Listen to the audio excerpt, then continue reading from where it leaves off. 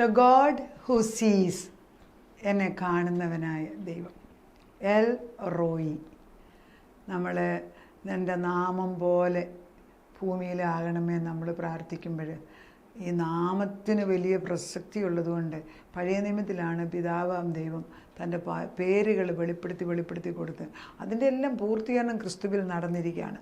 അപ്പോൾ ഇതിൻ്റെയൊക്കെ ഉറവ എവിടെ നിന്നാണ് തുടങ്ങിയെങ്കിൽ ഇന്നും ആ ദൈവം എൻ്റെ കൂടെ ഉണ്ട്, എത്ര അവസ്ഥയിലും എന്നെ കാണുന്നു. അതുകൊണ്ടാണ് ഈ ഒരു വെളിപ്പാട് അല്ലെങ്കിൽ എൻ്റെ നാമത്തെക്കുറിച്ച് വെളിപ്പെടുത്തിയത് വിശ്വാസിക്കല്ല, പിന്നെയോ ഹാഗാർ എന്ന് പറയുന്ന അബ്രഹാമിൻ്റെ മെയ്ഡ് അല്ലെങ്കിൽ വേലക്കാരി, അബ്രഹാമിന് സാറയുടെ ജോലിക്കാരിയായിരുന്നു. അവിടെ നമുക്ക് മനസ്സിലാക്കാം സാറായിക്ക് കുഞ്ഞുങ്ങളുണ്ടാകാതിരുന്നിട്ട് സാറ ഒരു പരിപാടി കാണിച്ചു.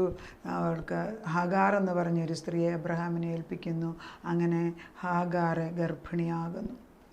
അങ്ങനെ ഈ സാറ വിചാരിച്ചത് ഹാഗാർ ഒരു സ്ലേവാണ്, അവളെ ഏൽപ്പിച്ചു കഴിഞ്ഞിട്ട് എനിക്കോ കുഞ്ഞുങ്ങളുണ്ടാകുന്നില്ല, സറഗേറ്റ് ചിൽഡ്രനെ പോലെ അവൾക്ക് കുഞ്ഞുണ്ടാകുമ്പോൾ എനിക്ക് ആ കുഞ്ഞിനെ എടുത്ത് വളർത്താം എന്നാണ് സാറ ചിന്തിച്ച്. ഇന്നും അത് ചെയ്യുന്നുണ്ടല്ലോ പലരും. അങ്ങനെ അവൾ ഗർഭം ധരിച്ചു കഴിഞ്ഞപ്പം തൊട്ട് സാറായിക്ക് ഇവളെ കണ്ടുകൂടാ. കാരണം നമുക്കില്ലാത്തൊരു കാര്യം അപ്പുറത്ത് വന്നപ്പോഴത്തേക്ക് ആകപ്പാടെ പ്രശ്നമായി വഴക്കായി. ആ ഭാഗം വായിക്കുകയാണ് നമുക്ക് മനസ്സിലാകാം. അബ്രഹാമിൻ്റെ ഭാര്യയായി സാറായി മിസ്രൈമ്യ ദാസിയായ ഹാഗാറിന് തൻ്റെ ഭർത്താവായ അബ്രഹാമിന് ഭാര്യമായി കൊടുത്തു. അവൻ ഹാഗാറിൻ്റെ അടുക്കൽ ചെന്നു. അവൾ ഗർഭം ധരിച്ചു. താൻ ഗർഭം ധരിച്ചു എന്ന് അവൾ കണ്ടപ്പോൾ യജമാനത്തി അവളുടെ കണ്ണിന് നിന്ദതയായി. അപ്പം ആദ്യമേ ഹാഗാറിന് സാറായോട് നീരസം തുടങ്ങി. അതായത് എനിക്ക് ഗർഭം ഉണ്ടായി, ഞാനാണിപ്പോൾ നിങ്ങളെ കാട്ടി. അതാണല്ലോ എപ്പോഴും ദൈവം ഒരു നന്മ നമുക്ക് അറിയിക്കാത്തത് കിട്ടുമ്പോൾ നമ്മളിൽ ആദ്യം വരുന്ന അഹങ്കാരമാണ്. ആരിലും നമുക്കറിയിക്കാത്ത നന്മയാണ് എന്നും കിട്ടുന്നത്. ഈ പ്രൈഡിനെ കുറിച്ച് പഠിപ്പിക്കാൻ പോലും പാടാ, പറയാനും പാടാ. എല്ലാവരിലും ഇത് ഒളിച്ചിരിപ്പുണ്ട്. നമ്മൾ വിചാരിക്കും അവർക്ക് പ്രൈഡില്ലെന്ന്. ഒന്ന് തൊട്ട് നോക്കി, ചില ഏറിയയിൽ തൊടുമ്പോൾ അറിയാം പാമ്പ് പോലെ ഇത് പൊങ്ങി വരും. ദിനം പ്രതി തീർത്തും നമ്മൾ ദൈവസന്നിധിയിൽ ഇതിനെ കണ്ടുപിടിച്ചെടുത്ത് കളയണമെന്ന് പ്രാർത്ഥിച്ചത് ഇത് ഒളിച്ചിരിക്കും. അപ്പം മഹദിയാം ബാബിലോൺ അത് അഹങ്കാരമാണ്. ജെസബൽ സ്പിരിറ്റ് അഹങ്കാരമാണ്.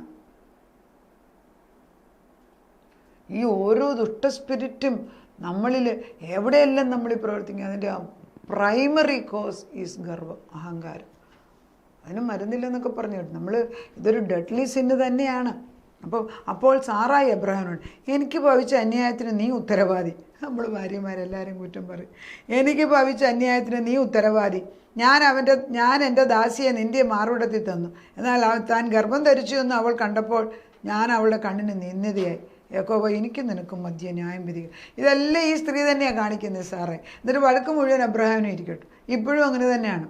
പല കാര്യങ്ങളിലും നമ്മൾ ഓരോന്ന് ഉപദേശം പറഞ്ഞു കൊടുക്കും, അവരത് ചെയ്യും. ശരിയായില്ല നമ്മൾ അവരെ വഴക്കും പറയും. ഇത് ഇന്ന് തുടങ്ങിയതല്ല, അതുകൊണ്ട് ആരും അങ്ങോട്ടും ഇങ്ങോട്ടും വിഷമിക്കേണ്ട. കർത്താവിനോട് അങ്ങ് ക്ഷമ പറഞ്ഞാൽ മതി. അബ്രഹാം സാറായിയോട് നിൻ്റെ ദാസി നിൻ്റെ കയ്യിലിരിക്കുന്നു, ഇഷ്ടം പോലെ അവളോട് ചെയ്തു കൊള്ളുക എന്ന് പറഞ്ഞു. അബ്രഹാം അതിനകത്തൊന്നും ഇടപെട്ടില്ല. അബ്രഹാം പറഞ്ഞു, അബ്രഹാമിന് ഡെലിഗേഷൻ അറിയാം. അബ്രഹാം പറഞ്ഞു നിൻ്റെ ദാസി നിൻ്റെ അത്, നീ എന്താന്ന് വെച്ചാൽ അല്ലെങ്കിൽ ഞാൻ അതിനകത്ത് ഇടപെട്ട് ഇനിയും കലക്കം ഉണ്ടാക്കണ്ട. സാറായി അവളോട് കാഠിന്യം തുടങ്ങിയപ്പോൾ അവളെ വിട്ട് ഓടിപ്പോയി. എങ്ങനെയുണ്ട്? 2 സ്ത്രീകൾ ഒരു വീട്ടിൽ നിന്ന് എവിടാ ചേരുന്നത്? പൊന്നു ദൈവമേ, പാടാണ്. എന്താന്നേലും അവൾ ഓടിപ്പോയി. പിന്നെ യഹോവയുടെ ദൂതൻ ഇവളെ കണ്ടുപിടിക്കുന്നു. മരുഭൂമിയിൽ ഒരു നീരുറവിൻ്റെ അരികെ, ശൂര്യന് പോകുന്ന വഴിയിലെ നീരുറവിൻ്റെ അരികെ വെച്ച് തന്നെ ദൈവദൂതൻ ഹാഗാറിനെ കാണുന്നു. എന്താ വിളിക്കുന്നത് സാറായിയുടെ ദാസിയായ ഹാഗാറേ. വിളി എങ്ങനെയുണ്ട്? പുതിയ പദവിയൊന്നുമല്ല, പദവി മാറിയിട്ടില്ല. നമ്മുടെ പദവി എന്തെന്ന് ഇടയ്ക്കിടയ്ക്ക് ദൈവം ഓർപ്പിച്ചു തരും. ഒരു സൈഡിൽ നമ്മൾ മകളാണ്, പൊന്നുമോളാണ്, ദൈവത്തിൻ്റെ കൂടെ വസിക്കുന്നത്. പക്ഷെ അങ്ങേ സൈഡിൽ ചില കാര്യങ്ങൾ ചെയ്യുമ്പോൾ പദവി മാറി നിന്ന് ചെയ്യേണ്ട ഒരു ജോലിക്കാരിയെ പോലെ ചെയ്യാൻ നമ്മൾ കടപ്പെട്ടവരാണ്. ഓരോ ജോലി ചെയ്യാൻ ഏൽപ്പിക്കുമ്പോൾ നീ അതിന് കഴിവുള്ളവണെന്ന് അറിഞ്ഞിട്ടാണ് ഏൽപ്പിക്കുന്നത്, അങ്ങ് ചെയ്താൽ മതി, തിരിച്ചു ചോദിക്കാതെ. അപ്പോൾ സാറായുടെ ദാസിയായ ഹാഗാറെ നീ എവിടെ നിന്ന് വരുന്നു, എങ്ങോട്ട് പോകുന്നു എന്ന് ചോദിച്ചു. അതിനവൾ ഞാൻ എൻ്റെ യജമാനത്തി സാറായുടെ വീട് സാറായെ വിട്ട് ഓടിപ്പോകുന്നു. എന്നാ ദൂതൻ അറിയാൻ വയ്യാഞ്ഞിട്ടാ? പക്ഷെ എപ്പോഴും ഉണ്ടല്ലോ ദൈവം ഇങ്ങനെ ചോദ്യോത്തരമായിട്ട് നമ്മളെ കൊണ്ട് പറയിപ്പിക്കും. ദാറ്റ്സ് വെരി ബ്യൂട്ടിഫുൾ ഇല്ലേ? അതിൻ്റെ അർത്ഥം എന്താ? നമ്മളെ മാനിക്കുന്നതല്ലേ. ഞാൻ ഇതിനോട് പറഞ്ഞ് തിരിച്ചു പോകുന്ന ഉടനെ പറയാൻ ചില അപ്പനും വരത്തില്ല, തിരിച്ചു പോകും ഞാനങ്ങനെ പറഞ്ഞുകൊണ്ട് പൊക്കോ. അതല്ല, എന്നിട്ട് ചോദ്യം. ദൈവം പോലും കാര്യസഹിതം ചോദിക്കുകയാണ് എന്നാ പറ്റിയെന്ന്. ദൈവത്തിന് അറിയാഞ്ഞിട്ടാ? ദൈവത്തിനറിയാം. പക്ഷെ ദൈവം നമ്മളെ മാനിക്കുന്നുണ്ടോ? യഹോവയുടെ ദൂതൻ അവളോട്, നിൻ്റെ യജമാനത്തിയുടെ അടുക്കൽ, ഇപ്പോഴും യജമാനത്തി സാറാ തന്നെയാണ്, നിൻ്റെ യജമാനത്തെ അടുക്കൽ മടങ്ങിച്ചെന്ന് അവൾക്ക് കീഴടങ്ങിയിരിക്കുക എന്ന് പറഞ്ഞു. നീ പോയി അവിടെ താമസിക്കാൻ. അപ്പോൾ ചില സന്ദർഭങ്ങളിൽ പലപ്പോഴും ഒരു കുടുംബം അല്ലെങ്കിൽ നമുക്കൊരു അസൈൻമെൻറ്റ് നമ്മളെ ജോലി ചെയ്യും. മോശയെ ഫറവോൻ്റെ അടുക്കലേക്ക് വിടുമ്പോൾ മോശയുടെ മുമ്പിൽ ഈ ഫറവോൻ ഇങ്ങനെ 10 പ്രാവശ്യം വേഷപ്പെടുമെന്നും വെള്ളം വെക്കുമെന്നും മറ്റുള്ളവരുടെ മുമ്പിൽ മോശയ്ക്ക് വില കിട്ടത്തില്ലെന്നൊക്കെ മോശയോട് പറഞ്ഞാൽ മോശ പോകത്തില്ല, മോശയുടെ കൂടെയുള്ള ആരും പോകില്ല. പലപ്പോഴും നമ്മളൊരു യാത്രയ്ക്ക് പറഞ്ഞു വിടുമ്പോൾ ആ വരാൻ പോകുന്ന ഇപ്പോൾ യേശു, പലരും എന്നോട് ചോദിക്കും യേശു കൂടെ ഉണ്ടപ്പോൾ യേശു പറഞ്ഞു വിട്ടപ്പം പിന്നെ പ്രശ്നം വരും. ഞാനും അങ്ങനെ ചിന്തിച്ചിട്ടുണ്ട്. നമ്മളും പറയുമോ അവർ യേശുവിനെ കേട്ടെന്നൊക്കെ പറയുന്നത് കള്ളമാണ്, ചുമ്മാതാണ്. അതിന് എക്സാമ്പിളില്ലേ, യേശു 5 അപ്പം കൊണ്ട് 5000 പേരെ പോഷിപ്പിച്ച് കഴിഞ്ഞ് ഭക്ഷണമെല്ലാം കൊടുത്തു കഴിഞ്ഞേച്ച് ശിഷ്യന്മാരോട് പറഞ്ഞു, ഇവിടുന്ന് ആ മലയിലേക്ക് അങ്ങേപ്പുറത്തെ കരയിലേക്ക് പോകുകയെന്നും പറഞ്ഞ് ഗലീല കടലിൽ വെച്ച് ബോട്ടിൽ അവരെ കയറ്റി വിട്ടു. എന്നിട്ട് യേശു മലയുടെ മുകളിൽ തിരിച്ചു പോയി പ്രാർത്ഥിക്കാനിരുന്നെന്ന്. ആരാ പറഞ്ഞു വിട്ടത്? യേശു. പറഞ്ഞ് രാത്രി മുഴുവൻ, കുറേ ദൂരം ഉണ്ടെന്ന് തോന്നുന്നു, രാത്രി മുഴുവനും ആയപ്പോഴത്തേക്ക് കോളുകളൊക്കെമായി പടക് വെള്ളത്തിൽ വീണ് ചാകാമോ എന്ന് പേടിച്ചപ്പോൾ പത്രോസും എല്ലാവരും വേറെ മീൻ പിടിക്കാൻ എക്സ്പേർട്ടായിട്ടുള്ളവർ പേടിക്കാൻ തുടങ്ങി. യേശു അറിയാഞ്ഞിട്ടാ പറഞ്ഞു വിട്ടത് യേശു. അപ്പോൾ നമ്മൾ പറയും അവരെ യേശു പറഞ്ഞ് കേൾക്കാഞ്ഞിട്ടാ പോയത്, അതുകൊണ്ടാണ് സംഭവിച്ചത്. അല്ലെന്ന്, യേശു പറഞ്ഞു വിട്ടാലും ചിലപ്പം ഈ കഷ്ടമൊക്കെ വരുമ്പോൾ മസിൽ വെക്കാൻ കൂടാണ് നമ്മൾ ചിന്തിക്കാറുണ്ടോ? അങ്ങനെ അവർ കിടന്ന് നിലവിളിക്കാൻ തുടങ്ങി. അപ്പം പ്രാർത്ഥന കഴിഞ്ഞ് യേശു ക്രിസ്തു വെള്ളത്തിൻ്റെ മുകളിൽ ചവിട്ടി വരുന്നത് ഇവർ കാണുന്നുണ്ട്. അസാധാരണ കാര്യങ്ങൾ, അസാധ്യമെന്ന് ചിന്തിക്കുന്നത് നിഷ്പ്രയാസം ചെയ്യുന്ന ഒരു ദൈവം നമ്മുടെ മുമ്പിൽ വന്ന് നിൽക്കുകയാണ് ഈ സമയത്ത്. ആരുടെ ഭാരങ്ങളും അഴിഞ്ഞു പോകുന്നു ഞാനിത് പറയുമ്പോൾ. അങ്ങനെ യേശു വന്ന് നിൽക്കുമ്പം എന്താണ് പത്രോസ് വിളിച്ചു വന്നത്? ഭൂതമാണെന്ന്. ദൈവത്തെ കണ്ടാൽ നമ്മൾ ഭൂതമെന്ന് പറയും, ഭൂതത്തെ കണ്ടാൽ നമ്മൾ ദൈവമെന്ന് പറയും. ഏതാത്മാവെന്ന് പോലും അറിയത്തില്ല. ദൈവത്തെ കണ്ടിട്ട് ഒരിക്കലും ഭൂതമെന്ന് പറയണ്ട. പക്ഷെ പത്രോസ് പറഞ്ഞു. യേശു പറഞ്ഞില്ല, ഞാൻ തന്നെയാണെന്ന് പറഞ്ഞു. ഉടനെ പത്രോസ് എന്താ പറയുക, എന്നാൽ പിന്നെ എന്നെ കൂടെ ഞാൻ ഈ വെള്ളത്തിനെ മറിഞ്ഞ് ചവിട്ടി നടക്കട്ടെ എന്ന്. അപ്പം ദൈവം ഇറങ്ങി വരാൻ പറഞ്ഞു. That simple it is. എത്ര കുറ്റം പറഞ്ഞാലും പത്രോസ് കുറച്ചെങ്കിലും വെള്ളത്തിൻ്റെ മേളിൽ നടന്നില്ലേ? നമ്മളോ ഒരു പടി വെക്കത്തില്ല. അതൊക്കെ ശരിയാർത്താ, വെള്ളം അവിടെ ഇരിക്കുന്നു, ഞാൻ ഇറങ്ങത്തില്ലെന്ന് പറയും. ഈ ദൈവത്തെ അറിയണം. ഈ ദൈവത്തിന് നല്ല നർമ്മരസമുണ്ട് കേട്ടോ. ഞാൻ ഒരിക്കൽ ഇതുപോലെ പ്രാർത്ഥിച്ചുകൊണ്ടിരുന്നപ്പോൾ ഞാൻ പറഞ്ഞു, എൻ്റെ കർത്താവ് എപ്പോഴും ഈ സീരിയസ് ആയിട്ടുള്ള എന്തൊരു ജീവിതമാണ്. ഞാൻ അങ്ങനെ തന്നെ കർത്താവിനോട്, നീ ഒരിക്കലും ചിരിക്കാറില്ല, അങ്ങനെ തന്നെ ചോദിച്ചു. അന്ന് ഞാൻ സ്വപ്നം കണ്ട് ഞാൻ ഓർക്കുന്നു, വർഷങ്ങൾക്ക് മുമ്പാണ്. യേശു ക്രിസ്തുവും ശിഷ്യന്മാരും. അപ്പോൾ യേശു എന്തൊക്കെയോ തമാശ പറയുന്നുണ്ട്, പുറകെയുള്ള ഒരു ഇടവഴിയാണ്, എന്നിട്ട് അവരെല്ലാം ചിരിച്ചുകൊണ്ട് നടക്കുന്നു. അപ്പോൾ യേശു ചിരിക്കുന്നുണ്ട്. നമുക്കും ചിരിക്കാൻ ദൈവം ദിനംപ്രതി വക തരുന്നുണ്ട്, കാണുന്നില്ല. യഹോവയുടെ ദൂതൻ പിന്നെയുള്ളൂ, ഞാൻ നിൻ്റെ സന്തതി ഏറ്റവും വർദ്ധിപ്പിക്കും. ഇങ്ങനെ ഉണ്ടായതാണ് ഞാൻ, അബ്രഹാമിൻ്റെ സന്തതിയല്ലേ, അത് എണ്ണിക്കൂടാതെ വണ്ണം പെരുപ്പമുള്ളായും. നീ ഗർഭിണിയല്ലോ, നീ ഒരു മകനെ പ്രസവിക്കും. യഹോവ നിൻ്റെ സങ്കടം കേൾക്കൊണ്ട് അവനെ ഇസ്മായേൽ എന്ന് പേർ വിളിക്കണം. അവൻ കാട്ടുകഴുതയെ പോലെ, എല്ലാം പറഞ്ഞുവിടും, അവൻ കാട്ടുകഴുതയെ പോലെ ആയിരിക്കും. അവൻ കൈ എല്ലാവർക്കും വിരോധമായി, എല്ലാവരുടെയും കൈ അവൻ്റെ വിരോധമായിരിക്കും. അവൻ തൻ്റെ സകല സഹോദരന്മാർക്കും എതിരെ പാർക്കും എന്നാണ്. എന്നാളെ അവൾ ഇതൊന്നും പ്രശ്നമല്ല, അവൾ വിളിച്ചു വന്നു, എന്നെ കാണുന്നവനെ ഞാൻ ഇവിടെയും കണ്ടുവോ. അതായത് അബ്രഹാമിൻ്റെ സാക്ഷിയായിട്ടിരുന്നപ്പോൾ നീ എന്നെ കണ്ടു, ആ ദൈവം ഇവിടെ. അപ്പോൾ അബ്രഹാമിൻ്റെ ദൈവം എൻ്റെ കുറേ വന്നല്ലോ എന്നാണ് പറയുന്നത്.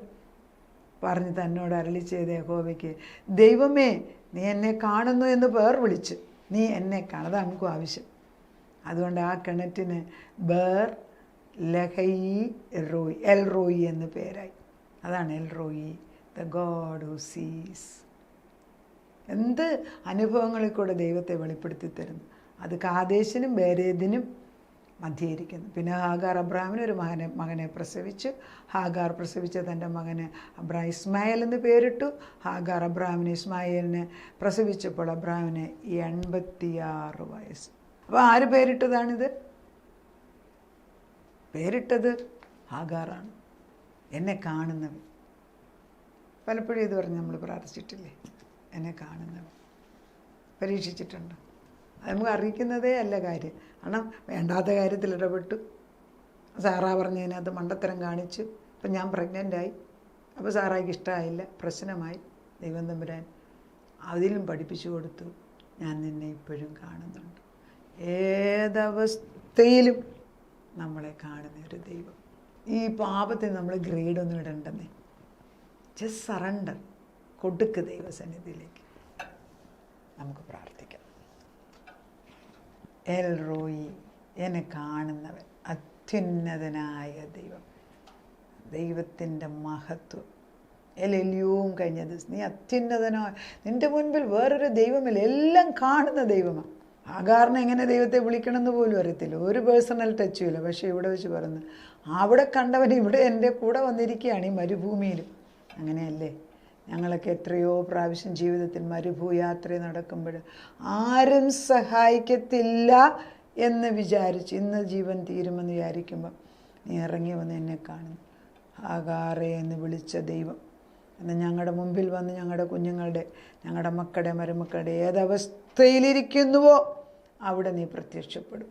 ഏതവസ്ഥയിൽ ആ കിണറിൻ്റെ വക്കിൽ അവരിയ്ക്കുന്നു. ആ കിണറ്റിൽ ഒട്ടും വെള്ളം ഇല്ല പച്ച, വെള്ളം വറ്റിപ്പോയിരിക്കുന്ന അവസ്ഥയിൽ നീ കടന്നു ചെന്ന് ഇവിടെ നീ എന്നെ കണ്ടു എന്ന് പറയുമ്പം വെള്ളം അതിനായിട്ട് ധാരാളമായിട്ട് ഒഴുകാൻ തുടങ്ങിയാണ്. അവിടെ അവൾക്ക് ഒരു തിരിച്ചറിവുണ്ടായി. അങ്ങനെ ഇസ്മായേൽ എന്ന പേര് കർത്താവേ അവന് നീ കൊടുക്കാൻ പറഞ്ഞത് അബ്രഹാം ഇടുകയാണ് ചെയ്തത്. അങ്ങനെ ദൈവത്തിൻ്റെ നാമം കർത്താവ് തന്നെ അവനെ തിരഞ്ഞെടുത്ത് ഞാൻ കാണുന്നവനെന്ന് അവൻ്റെ അമ്മയെ കാണിച്ചു കൊടുത്ത് അവൻ്റെ ജീവിതത്തിലും ഒരു വഴി കാണിച്ചു കൊടുത്ത ദൈവം നിൽക്കുന്നുവെങ്കിൽ ഞങ്ങൾ പ്രാർത്ഥിച്ചാൽ കേൾക്കാതിരിക്കുമോ? ഞങ്ങളുടെ തലമുറകളോട് കരുണ തോന്നാതിരിക്കുമോ? അതെ, നിൻ്റെ കൃപ എത്രയോ ആഴമേറിയതാണ്. നിൻ്റെ കരുണ ഒരിക്കലും മാഞ്ഞു പോയിട്ടില്ല. കരുണ കടലേ എന്ന് ഞങ്ങൾ വിളിക്കുമ്പോൾ നീ ഞങ്ങളുടെ മുമ്പിൽ കടന്നു വന്ന് ഞങ്ങളുടെ തലമുറകളോട് ശാശ്വതമായ നിൻ്റെ ഉടമ്പടി പ്രകാരം നീ അവരെ അനുഗ്രഹിക്കുന്നതിനാൽ സ്തോത്രം. നീ ഒരു വാഗ്ദത്തം തന്നാൽ അത് മാറത്തില്ല പച്ച. ഉടമ്പടിയുടെ നായകനും ഉടമ്പടി പൂർത്തീകരിക്കുന്നവനും നീ തന്നെ ആകയാൽ ഞങ്ങൾ നിന്നെ സ്തോത്രം ചെയ്തു. അവിടുത്തെ നാമം എൽ റോയി എന്ന് ഹാഗാർ പറഞ്ഞുവെങ്കിൽ ഞങ്ങളും അതെടുത്ത് ഉപയോഗിച്ചിട്ട് ഞങ്ങളുടെ തലമുറകളോട് കരുണ തോന്നി കർത്താവേ നീ കാണുന്നവനാണെന്ന് വിളിച്ചു പറയാൻ ഞങ്ങളെ ബലപ്പെടുത്തണമേ. അവിടുന്ന് കണ്ടു കഴിഞ്ഞാൽ പ്രശ്നം പരിഹരിച്ചിരിക്കുന്നു. അതിനെല്ലാ വിഷയങ്ങൾക്കും ഉത്തരം തരാൻ വിശ്വസ്തയോടെ ഇറങ്ങി വന്ന് മുൻപട പിൻപടയായിട്ട് നിന്ന് ഞങ്ങൾ ഇന്നുവരെ നടത്തിയതിന് നന്ദിയോടെ സ്തോത്രം. ഇനിയും വരാൻ പോകുന്നതിന് കൂടുതൽ വിജയം തരുന്നതിനും നന്ദി പറയുന്നു. വിജയത്തിൻ്റെ കൊടി ഉയർത്തിക്കഴിഞ്ഞതിന് സ്തോത്രം. ഇത്ര നല്ലവനായ ഒരു ദൈവം ഞങ്ങൾക്കുള്ളതിനാൽ ഞാൻ നിന്നെ സ്തുതിക്കുന്നു. ഓരോ പേര് പഠിക്കുമ്പോഴും നിൻ്റെ അടുക്കലേക്ക് അടുത്ത് വരുന്നതായിട്ട് തോന്നിക്കുന്നു.